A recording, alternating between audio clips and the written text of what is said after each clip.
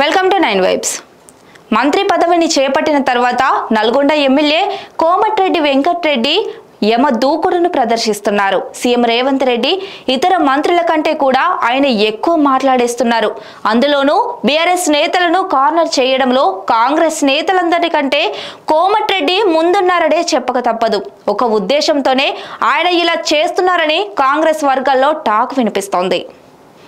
గులాబీ నేతల నోటికి తాళం వేసేదెవరన్న ప్రశ్నకు వచ్చే తొలి సమాధానం కోమటిరెడ్డి వెంకటరెడ్డి అని చెప్పాల్సిందే. తమలపాకుతో నవ్వొకటంటే తలుపు చెక్కతో నేను ఒకటి అంటానా అన్న రేంజ్లో కాంగ్రెస్ నేతలు కోమటిరెడ్డి వెంకటరెడ్డి బదిలీ ఇస్తున్నారు. అవినీతి అయినా 6 గ్యారంటీలైనా సరే బీఆర్ఎస్ కు గట్టి కౌంటర్లు ఇస్తున్నది కోమటిరెడ్డి అని చెప్పాలి. ఇతర కాంగ్రెస్ నేతలు కూడా ఎదురుదాడి చేస్తున్నప్పటికీ వాళ్ళెవ్వరూ కోమటిరెడ్డికి సరితూగరని చెప్పాల్సిందే.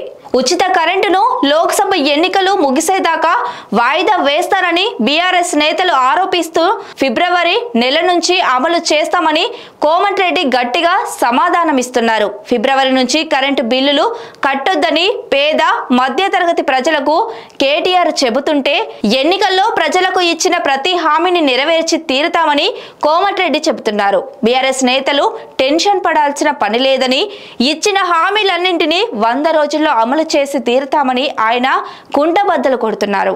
కోమటిరెడ్డి టార్గెట్ బీఆర్ఎస్ సేనని చెప్పక తప్పదు. బీఆర్ఎస్ పూర్తిగా భూస్థాపితం కావాల్సిందని ఆయన ఆకాంక్షగా చెప్పుకోవాలి. పైగా కేసీఆర్ అంటే కోమటిరెడ్డి ఒంటి కాలు మీద లేస్తుంటారు.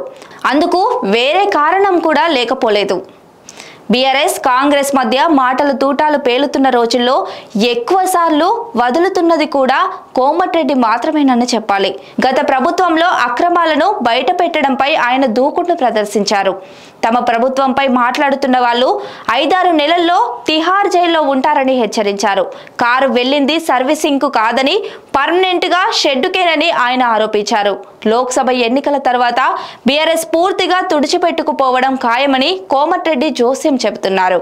పార్లమెంటు ఎన్నికల తర్వాత 10 మంది ఎమ్మెల్యేలు కూడా మిగలరన్నారు. లోక్సభ ఎన్నికల తర్వాత బీఆర్ఎస్ పార్టీకి చెందిన 30 మంది ఎమ్మెల్యేలు కాంగ్రెస్ లోకి వస్తారన్నది కోమటిరెడ్డి లెక్క. బీఆర్ఎస్ కు ఒక్క పార్లమెంటు సీటు కూడా రావడం కష్టమన్నారు. భద్రాద్రి థర్మల్ విద్యుత్ కేంద్రాల్లో అక్రమాలతో పాటు ఛత్తీస్గఢ్ లో కరెంటు కొనుగోళ్లలో అవినీతి బయటపడుతుందన్న అక్కుసుతోనే తమపై మాజీ మంత్రి జగదీష్ రెడ్డి ఆరోపణలు చేస్తున్నారని ఆయన చెప్పారు. కేసీఆర్ పార్టీలో గొడవలు నడుస్తాయన్నారు.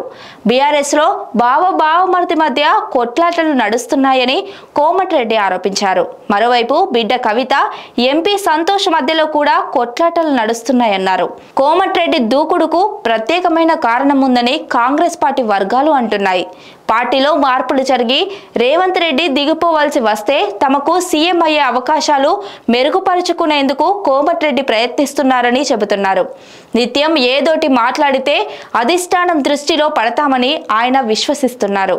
అసలు ఈ పార్టీకే తమకు ముఖ్యమంత్రి పదవి వచ్చి ఉండాల్సిందని కోమటిరెడ్డి ఆలోచన. కోమటిరెడ్డికి ఆకాంక్షలు చాలా ఎక్కువే. తమ కుటుంబం మొత్తం కాంగ్రెస్ పార్టీ కోసం పనిచేస్తుందన్నది ఆయన ఆలోచనగా చెప్పాలి. అలాంటిది తనను ఒక్క నల్గొండ జిల్లా నేతగానే చూస్తున్నారని కూడా ఆయనకు చాలా రోజులుగా ఆందోళన ఉంది. ఇప్పుడు ఆ పరిధిని దాటుకొని రాష్ట్ర స్థాయి నేతగా ముఖ్యమంత్రిగా ఎదగాలన్న ప్రయత్నాలను కోమటిరెడ్డి కొనసాగిస్తున్నారు. మరిన్ని అప్డేట్స్ కోసం చూస్తూనే ఉండండి 9 వైబ్స్.